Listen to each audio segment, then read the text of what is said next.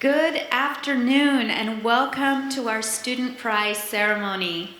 I'm Marcella Shulak and I teach American literature, poetry, hybrid literature, and literary translation. I have been both proud to direct the Shaindy Rudoff Graduate Program in Creative Writing and humbled by this important and meaningful task. Our graduate program has been a hub of Jewish writing. It's one of the most meaningfully diverse programs as well, with members of Druze, Muslim, Christian, and Jewish communities in Israel and from across the world. Over the years, we've had students representing 15, I think, different nationalities. I've checked, and I think about 18, working in 18 different languages all told from the last count. And we have had ranges in age from 22 to 84. Without further ado, I want to introduce my colleagues who will introduce and present each literary prize. We are going to begin in this order. The Creative Nonfiction Coordinator, Professor Ilana Bloomberg, will introduce the Dave Greber Prize for Social Justice and Creative Nonfiction. And that will be followed, well, I'll do the following later, or you can. Hi, everybody. It's a pleasure to be here. This is really one of the nicest days of the year because we get to honor our student writers. And I'm going to tell you a little bit about Dave Greber, in whose memory this award is given. This was written by his partner, Shirley Dunn. Dave Greber was a prolific working writer who was committed to the rigorous professionalism of nonfiction freelance writing. He was a passionate stylist and technician who crafted stories that were powerful, effective, and appealing. Dave was a quick study with a curious mind and a wicked sense of humor. He had an ability for telling stories across a variety of media and for a diverse range of markets and audiences. As a freelance writer in Calgary, Alberta, Dave wrote in a wide range of areas, including environmental issues and corporate responsibility for the environment. He continuously encouraged young writers through the generous use of his personal time and came to young writers' conferences to be a writer in residence. In the last decade before his death in 2000, Dave wrote at length about his experiences as a child of Holocaust survivors, and through his continued research, he gave voice to the knowledge of other survivors. Dave continuously pursued the need for nonviolent solutions to violence in the world and recognized the chronic need that exists for healing brutalized lives. So now I'm saying in my own voice that we are very, very grateful to Shirley for her dedication to his vision and for her involvement and her establishment of this prize at Bar Ilan in his memory. She's always very eager to see the writing of our students, and in the past, our winners have had really beautiful correspondences with her. So this year, we are delighted to award the Dave Greber Prize in Social Justice to Patricia Ezratty.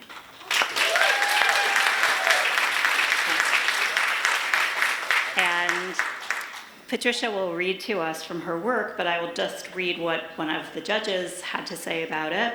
This is a beautiful, well-structured, thoughtful essay that weaves together personal loss, grain genomes, and questions of faith into a clear and compelling meditation on survival and meaning.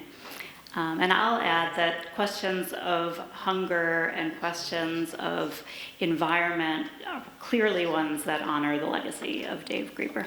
So.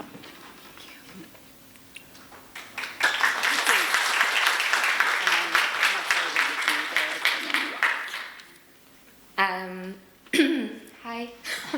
I'm a terrible public speaker, which is why I thought I was going to be a writer. So my piece is a braided essay, and it weaves together a few different strands concerning, as Ilana said, climate change, hunger, and focusing on the human condition. And so I'm kind of stitching it together to read. The piece is called Einkorn.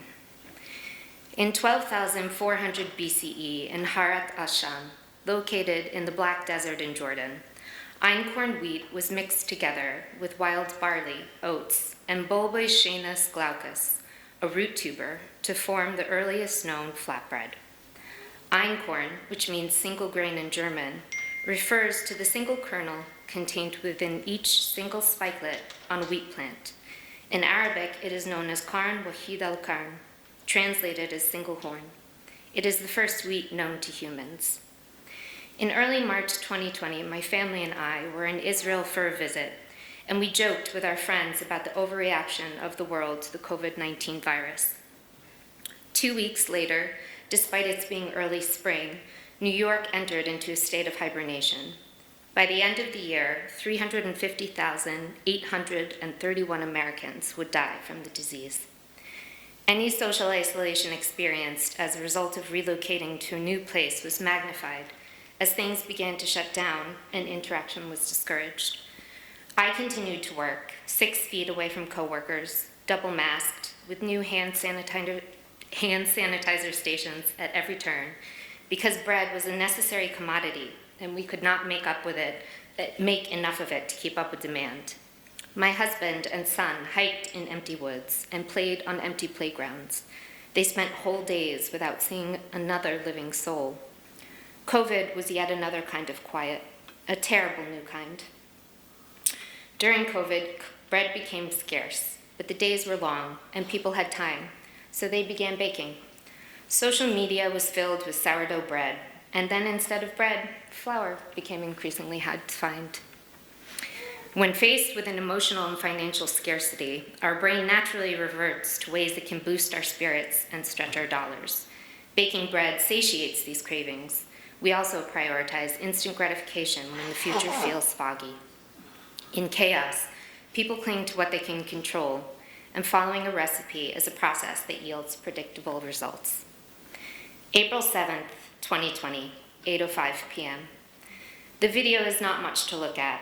The camera rotates, angled up to the dark sky, and aside from the lights of one passing car and the exteriors of other faraway houses, the only other thing to make out is the silhouettes of leafless trees.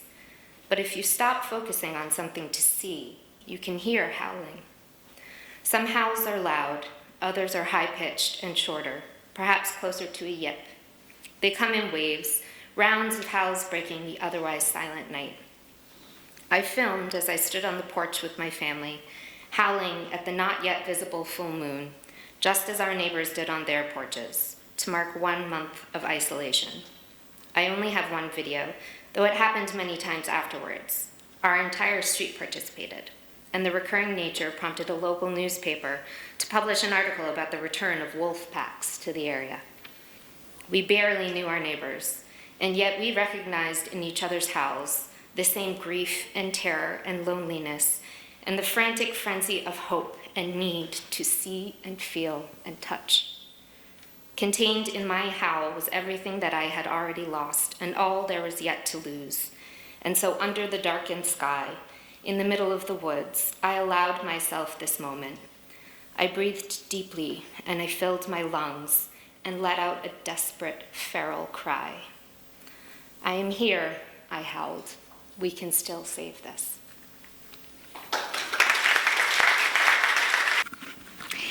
And now we will have the department chair, the fiction coordinator, literary translation coordinator, all the same person, Professor Evan Fallenberg, and who will introduce and present the Bar Sagi Prize in Fiction, as well as the Sandy Noun Prize in Literary Translation. Good afternoon, evening, everyone. Thank you for being here. I do have the great privilege of introducing the next 2 prizes and the people who have won them. So let me tell you first about the Bar Sagi Prize for Fiction. Bar Sagi was 15 years old when she succumbed to cancer after a long and terrible battle. And her grandparents, Tony and Denise Joseph, who are here with us today, decided that one of the ways that they could honor her memory was by creating literary prizes for her, not just here at Bar Ilan, but several of them. And the reason for that was because in her short life, she was not only a big, big reader, but she also wrote 2 full-length books, a collection of short stories and 25 poems, which were gathered together into a collection called Bar Sagi, See Me Soar, and Spread My Wings. So we're very proud and honored to be able to take that legacy and pass it forward, of course, to our students. And again, thank you, Tony and Denise, for being here and for making this prize possible. We had some really wonderful submissions this year, and eventually the judging panel agreed upon a winner, and that is Hannah Tobin Cohen. Come on, Hannah. Hannah submitted a story called The Bargain, which is part of a novel she has been writing during her time at Bar-Ilan. As a matter of fact, she hadn't started that novel, so it's the entirety of the novel has germinated here from shortly after Hannah's entrance into the program till now. I believe in 2 days you are sitting for your thesis panel with a complete novel. I have read most of it in various stages, and it's a winner, and it deserves to be published, and I hope it will be soon. I would just like to say that, like our first piece, this one has something to do with food, but it may get you and me kicked out of the university. What do you think? We'll see. We'll let the audience decide that after you hear the piece. And I would like to have an opportunity, maybe it's a little inconvenient now, but Tony and Denise, let's have a picture with Hannah immediately after. We'll do a picture here, okay, after the ceremony. Great, thank you. Hannah Tobin Cohen, The Bargain.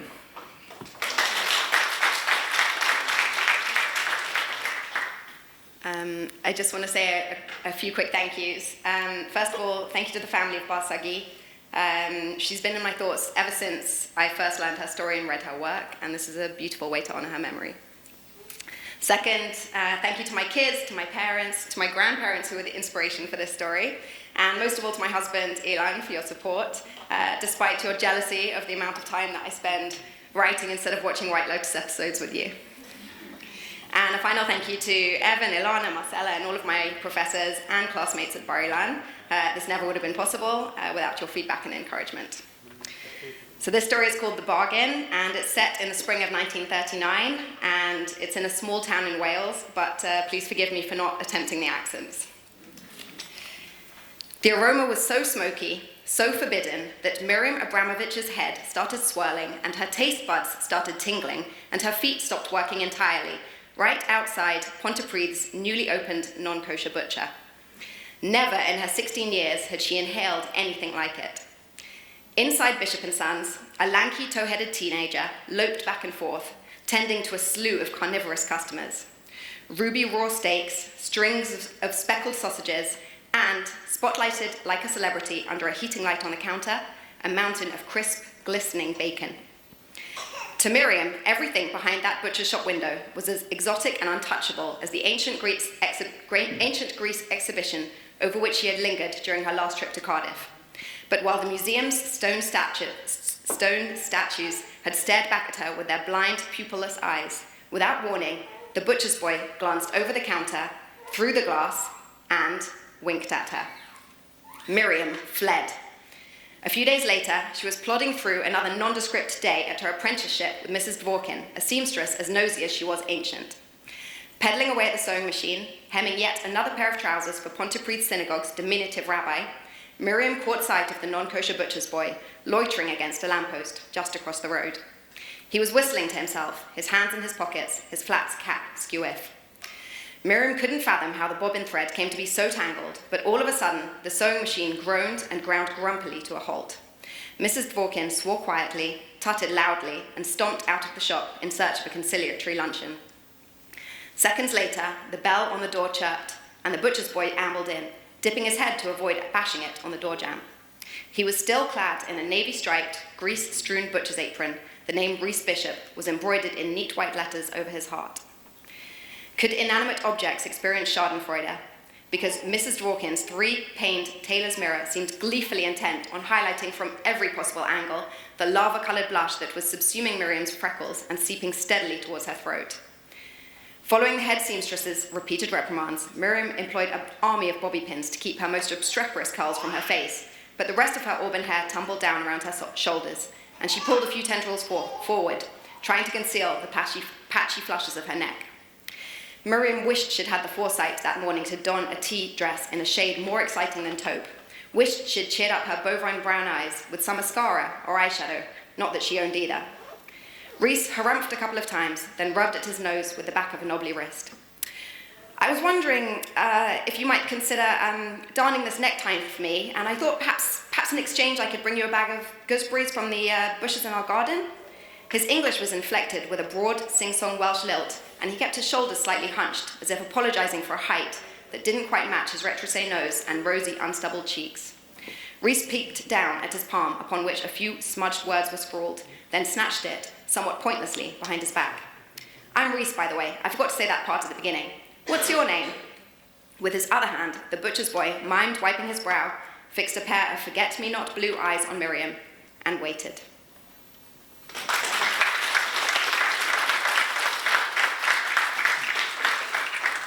All right. Thank you very much, Hannah. You could have done the accents too, I'll bet. That was a great reading. Our next prize, if I can get my computer to comply with me, no it won't, is the Shaindy Nairn Prize for Literary Fiction. There we go. Did I say Shaindy Nairn? Sandy Nairn, yeah. Sandy Nairn was an Australian woman, not Jewish, born in Queensland, and grew up in the 1950s when Australia was kind of closed to many things from the outside world. And she found herself often at odds with the society she was growing up in, and one of the things that became important to her as an adult was to be inclusive about people who didn't look like her or talk like her. And so she founded a club in Darwin, in the north of Australia, where she was living at the time, to welcome foreigners and to make their integration into Australia that much easier. So it seems quite fitting that she would be honored with a prize for literary translation, even though she spoke no languages but English. For the first time this year, we are pleased to award this prize to two winners. This year, it's Zahra Kabaha and Stefanie Eliron. Please, both of you, come on up.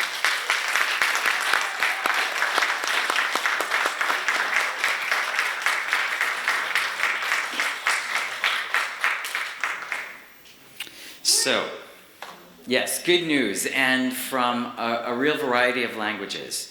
So Zahra Kabaha has translated 3 poems from Spanish by Pedro Garcia Cabrera, one of the most prominent literary figures of the Canary Islands. He was part of the Generation of 27, a group of poets, writers, and thinkers who opposed the regime of Francisco Franco, and he was imprisoned for his political activism.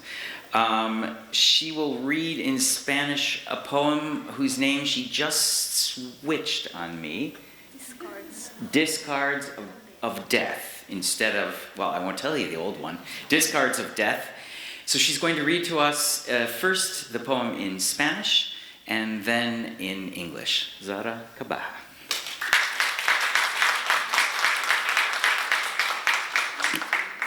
Thank you, everyone. It's an honor to be able to give voice and spread the voice of people around the world.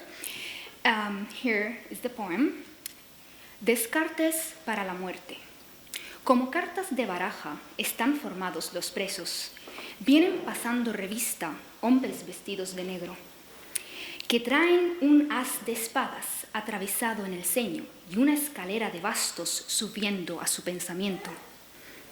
Buscan descartar las filas de nuestros oros risueños, con un acibar de copas de sombrios tintineos.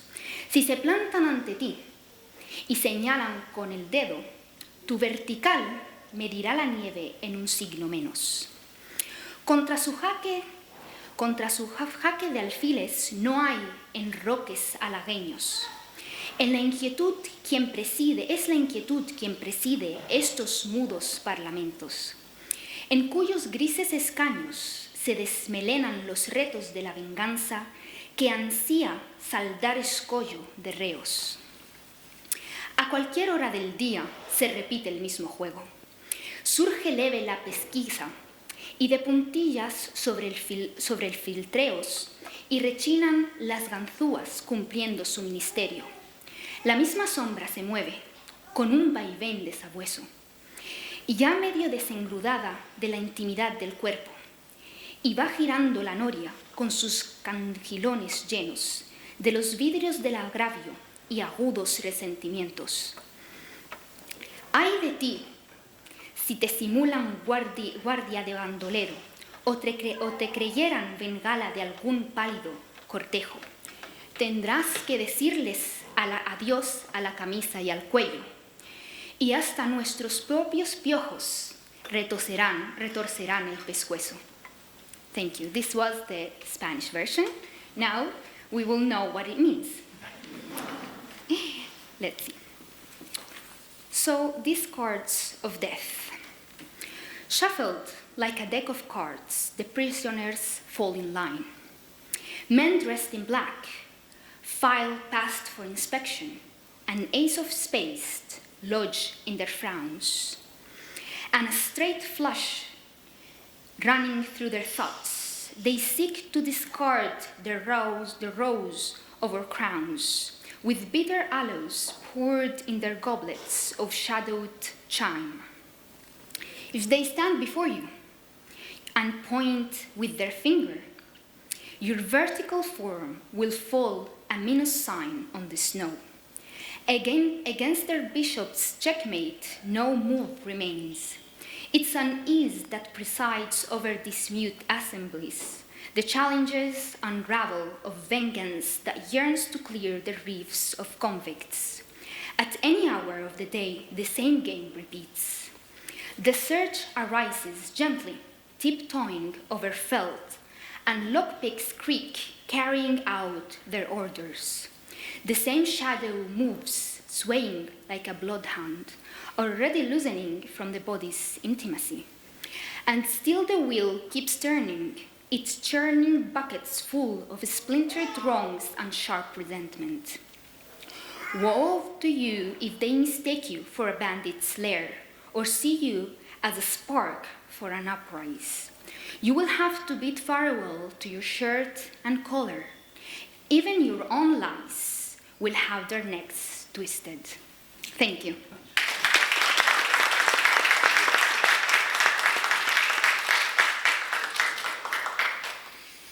Thank you, Zahra. It was beautiful in both languages. Stefanie Eliron has translated 3 poems from the collection Kreuzzug mit Hund, Crusade with Dog. Why are you laughing at my pronunciation? I'll try that again. From the collection Kreuzzug mit Hund by Nora Bossung, an award-winning German poet, novelist, and essayist living in Berlin. The poems that Stefanie translated are from the 8th section called Old New Land, or Altneuland, which harkens from Theodor Herzl's text, Altneuland. And each poem includes historical and religious references, taking the reader on a crusade through the Holy Land. It seems to be some sort of tradition to change what you're going to read just before the event. So Stefanie also has changed the poem, so I no longer have the names of them, but she will tell you what they are. And she will be reading first in German and then in English. Stefanie Eliron.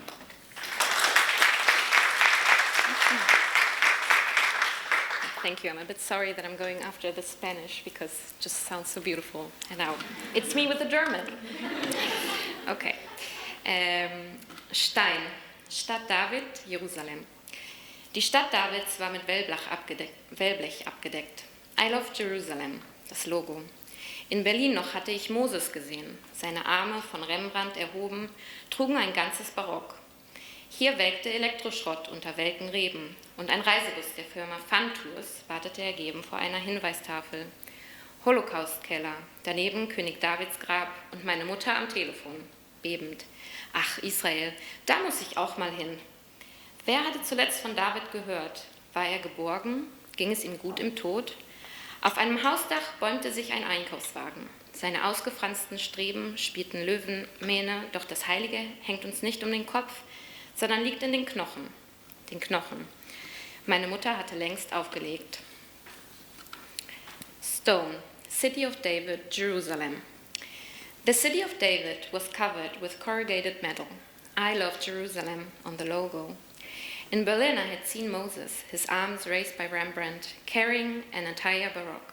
Here, electronic waste was wilting under weathered vines, and a coach from the company Fun Tours was waiting patiently in front of a sign. Holocaust cellar. Next to it, King David's grave, and my mother on the phone, quivering. Oh, Israel, I have to go there too. Who had last heard from David? Was he safe? Was he well in death? A shopping cart revolted on the roof of a house, its frayed struts enacting a lion's mane. Yet the holy does not hang around our head, but lies in our bones. Our bones. My mother had long since hung up. Now the other poem. Könige, King David Hotel, Jerusalem.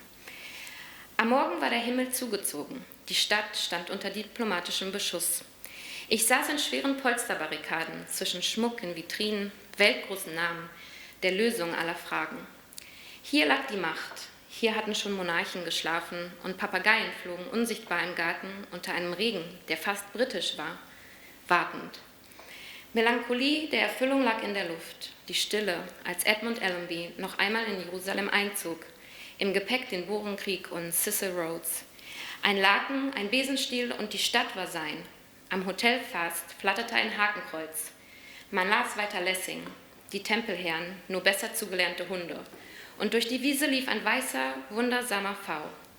Er ruckte seine Krone, als wüsste er von seinem Doppelleben, senkte seinen Kopf im Regen, das Wasser nur Tau noch. Und als er aufstob, sah ich ein Lächeln, auch wenn ich weiß, dass selbst die Könige der Pfauen das nicht können. King David Hotel, Jerusalem. In the morning, the sky was overcast. The city was under diplomatic fire. I sat in heavy padded barricades between jewels in display cabinets. World-famous names, the solution to all questions. Here was the power, here monarchs had slept, invisible parrots flew in the garden. Under a rain that was almost British, waiting. Melancholy of fulfillment filled the air, the silence when Edmund Allenby once again marched into Jerusalem, bringing along the Boer War and Cecil Rhodes. A sheet, a broomstick, and the city was his. A swastika fluttered at Hotel Fest. People continued reading Lessing. The Knights Templars were just better trained dogs, and through the meadows ran a white, wondrous peacock. It lifted its crown as if he knew of his double life, lowered its head in the rain, the water now only of dew, and as it rose with a flutter, I saw a smile, although I know that even the kings of peacocks cannot do that.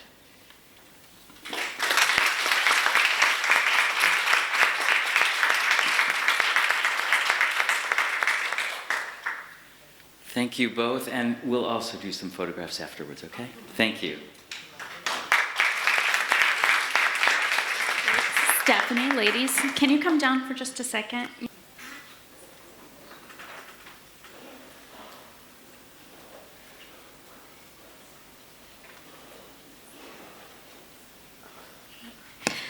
And Hannah, you also have a certificate coming to you, so you should, I'll find you later. I also wanted to note that Stefanie Eliron's book that will be her thesis that you'll defend in a couple of weeks she just signed a contract with Seagull Press, and it will be coming out in English very soon.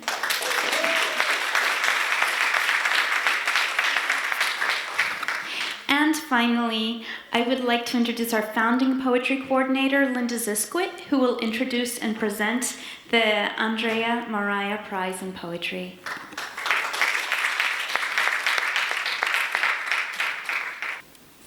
Hi.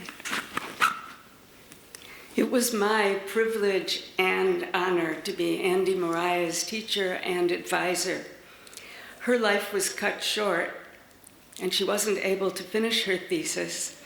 And after her untimely death from leukemia in 2012, I was moved to actually work on her thesis and bring it to completion. It's my pleasure now to ask Wendy Sandler, Andy's sister, who actually got her book published and was responsible for this prize, and Michal, her daughter, who they're both going to speak about Andy Moriah, the extraordinary woman and poet in whose name this prize is given.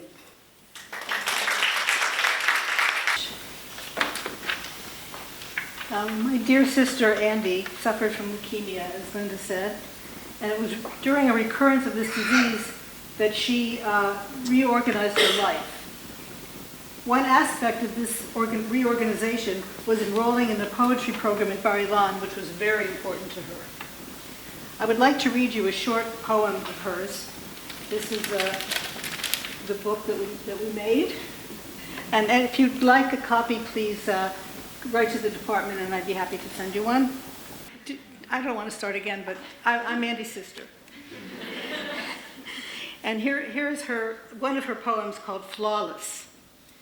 Pain sharply pitched as a tightly tuned harp string, suffering refined as flour through a Muslim sieve, bruising on my hands and arms, dark scars on my legs, swelling in my cheeks, and shadows under my eyes.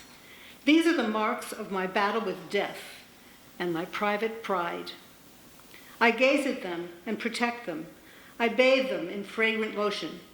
God marvels at this perfect creation, and I, flawless, marvel back.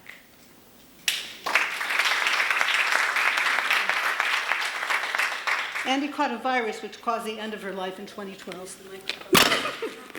In 2012, she received an MA posthumously thanks to the efforts of her teacher, Linda Zisquit, and we published a book of her amazing poems, which I showed you. The illustrations are also hers. A copy of the book will go to the prize winner, and I'd be happy to send it to any of you if you just write to the department. Andy had 3 children, and the youngest of them, Michali, lives in Israel with her beautiful family. Mickey had a special relationship with Andy, and she will share an inkling of that relationship today. Mickey.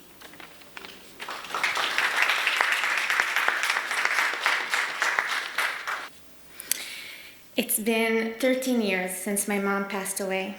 A lot has happened in these 13 years. I've had different jobs, got married, had kids. There were times I was sad and there were times that I was happy. But almost every step of the way, I wondered what my mom would have to say. She always had smart, funny, witty things to say about situations, people, me. I miss that. Now I'm left with, I wonder what you would have to say about this. She said many things to me, and I'd like to share a few with you now. It's better to look good than to feel good. 90% of life is showing up. If you keep saying no, they'll stop inviting you. Marry only from love. I don't worry about you, you'll be fine. You get what you pay for. You name it, you keep it. She's crazy, I'm crazy, but we're all worried sick about you. Never cry in front of someone. Don't show your weaknesses. If I could, what I would say to my mom today. I married the man I love. I named it, so I kept it. I buy less, but I buy quality. I show up, but only to the places that feels right to me. I cry sometimes, but mostly in safe places. You did well, Lima. You really don't need to worry about me.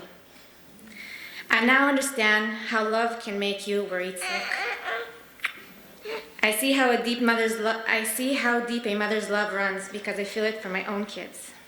Your voice lives in me, and yes, there's real comfort in knowing you loved me always and forever without conditions. I love you always and forever, and thank you for making me the person that I am today.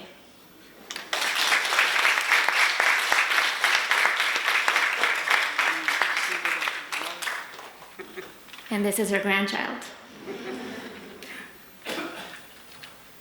Andy would have loved that, Michal. So, Shireen Madjalani is the winner of this year's Andy Moriah Poetry Prize.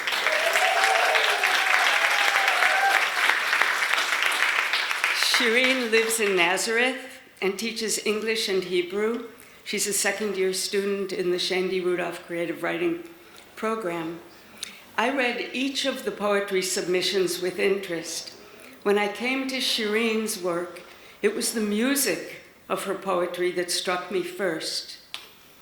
The language soothing, natural, and yet with a seriousness which reminded me of the complex beauty and courage of Andy Moriah's work. Shireen's poems evoke hope and aspiration through precise and concrete images. In one poem, she describes a daydream with reference to the wild iris, the central image in Nobel laureate Louise Glick's book of the same title. In another poem about rainy days in Nazareth, she asserts her own independent spirit. And in a third poem of love and loss, memory of her grandmother's bed of roses is seen in opposition to the pristine hospital bed. Shireen, it's now my pleasure for you to now read your poems and to meet you.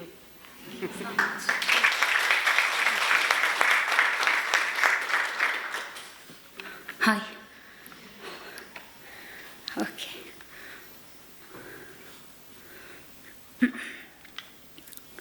Hello, everyone. Yes, I'm a teacher, but I'm still nervous because you listen, not like kids.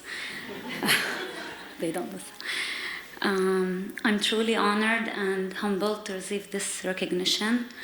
Poetry for me has always been a way to trace the threads of personal memory, urban life, and spiritual reflection, to make sense of the world and my place within it. The writings I share with you today are born out of lived experience. Thank you for seeing value in these words. This award encourages me to keep listening, observing, and writing.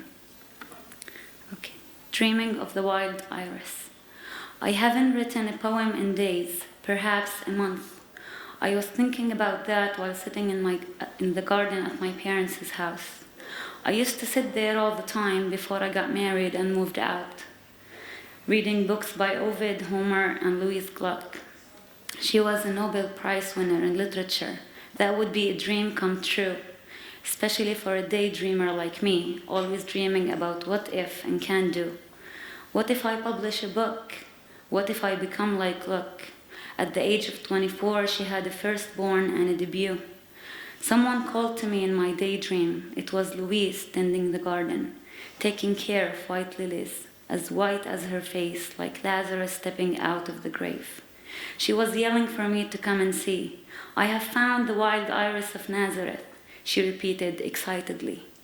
She was the wild voice of the voiceless, the wild poetry writer, wild after the loss of her elder sister, the mother wild of her firstborn, the name of her first book, the beginning of the journey. When it rains in Nazareth, no one comes outside. Where I come from, no one leaves home on rainy days. The streets never sleep, it rarely snows, but waters run deep, the outside world obsolete. Where I come from, people stay inside, bees in their beehives, ants under the bark of trees. The sun shivers and hides in its nest, telling me to stay home, get some rest. But I love to go out. The rain, the night, the dark empty space, air is the king and I, a fairy tale princess, who isn't afraid of the dark. Where I come from, I choose to step outside, leave comfort behind. I know you think I'm cold and tired, but I'm a fighter with a jacket and a scarf. Bed of roses. It all started in this room, my grandmother's tiny body resting on a bed of roses. That's how I like to call her bed, her beautiful flowery sheets, the ones at home that smelled like a garden in spring, not the ones in this room with the shapeless, odorless, white color with the words, Holy Family Hospital. I read those words 100 times, thinking if God were real, my grandma would not be lying here. Not for a single night. Her faith was strong, stronger than my faith that comes and goes, as I used to do in the hallways, waiting for a miracle, walking back and forth to pass the time, as if my steps made it move faster and we could take my grandma home, back to her room, to her bed with those flowery sheets that smelled like a garden in spring. Thank you.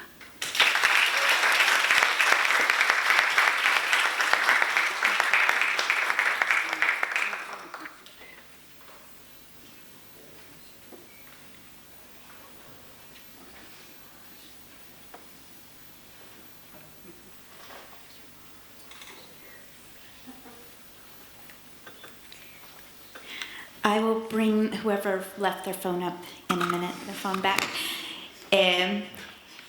Thank you all for being part of our lives.